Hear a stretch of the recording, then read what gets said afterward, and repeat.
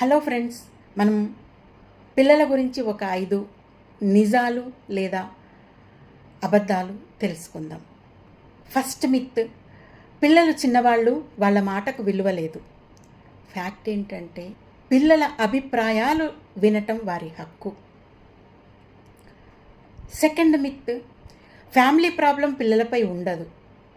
అసలు నిజం ఏంటంటే ఇంటి వాతావరణం పిల్లల భావోద్వేగాలపై ప్రభావితం చూపిస్తుంది. థర్డ్ మిత్, డిసిప్లిన్ అంటే శిక్ష మాత్రమే. ఏంటంటే అర్థం చేసుకోవడం, గైడెన్స్ ఇవ్వటం. ఫోర్త్ మిత్, కౌన్సిలింగ్ అంటే సమస్య ఉన్నవాళ్ల కోసమే. నిజమేంటంటే కౌన్సిలింగ్ కమ్యూనికేషన్స్ని మెరుగుపరుస్తుంది. ఫిఫ్త్ మిత్, మీడియేషన్ అంటే ఓడిపోవడం.